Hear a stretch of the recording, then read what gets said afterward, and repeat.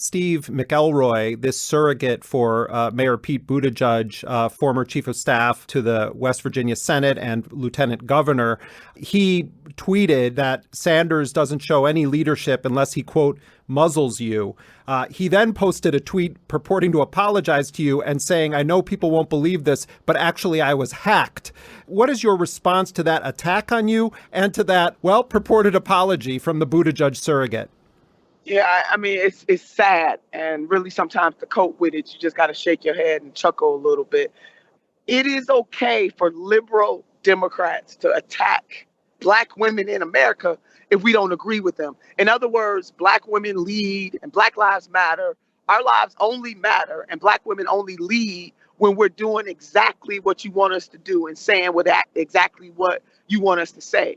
You know, the Reverend Dr. Martin Luther King Jr. warned us about white liberals, and he laid it out, and I'm paraphrasing him, but basically he was saying that as we look at the Ku Klux Klaner and all of the people who visually we can look at and know that they are racist and anti-Black, those people we get. But the hardest part is to deal with liberals who pretend on one hand and doing all of the dastardly, nasty, negative things behind the scenes to stunt the voices and the growth of Black America.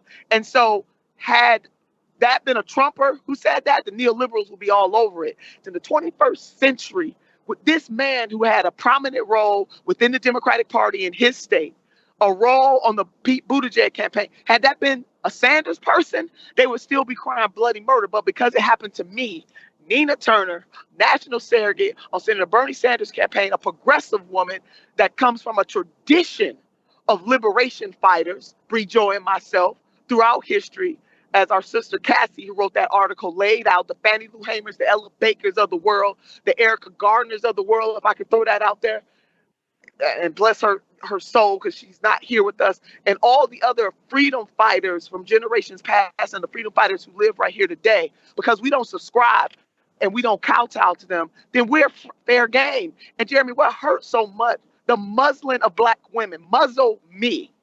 And when I think about all that my foremothers went through so that I could have the positions and the spaces that I have, so that Bree Joy and other women who may not even agree with us, who are Black women, our bodies and our minds subjugated to racism, us told that we're not pretty enough, smart enough to do some of the very things that because of our foremothers and our forefathers we are doing today. It is disheartening on so many levels. And this has nothing to do with me being prominent in Senator Sanders' campaign. This has everything to do with me being a Black woman in America, and we deal with this shit every single day of our lives, both covertly and overtly. You know, Dr. Victoria Dooley, who's a medical doctor, threw out a stat about heart disease among Black women.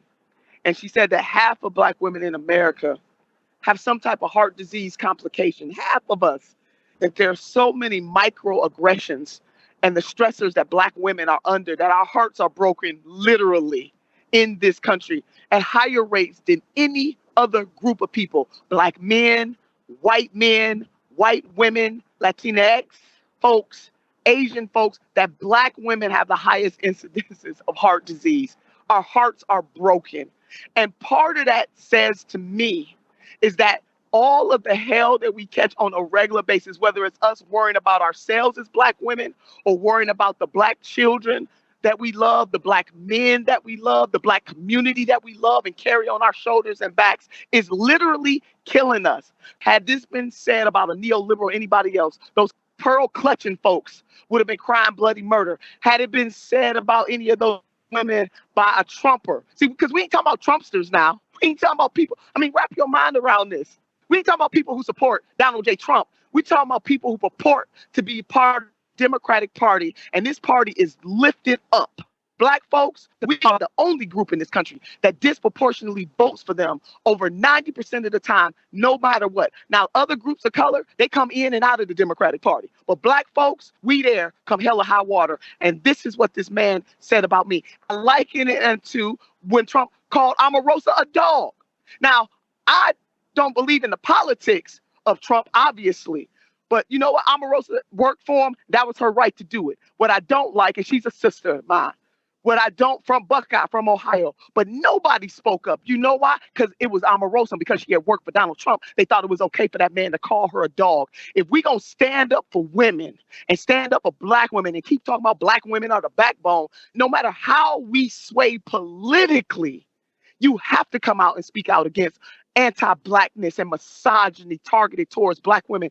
Rejoin and I are not asking you to be, to jump on the bandwagon of Senator Bernie Sanders, but what you need to do is think about humanity and whether it's right or wrong. When people are wrong, you got to call them out. And this is a double standard in this country when it comes to black women. No, black lives don't matter. And particularly black women's lives don't matter because we are supposed to be subjected to. We're only supposed to talk about what neoliberals tell us to talk about and be on the side that they tell us to be on the side of. And when we don't do that, we are scorned and hunted. Put a muzzle on me? Really?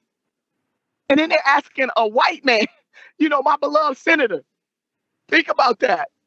I mean, it wouldn't be acceptable even if they were asking a black man to do it. But think about that. They're asking a white man to put a muzzle on me. You know what? My ancestors were muzzled.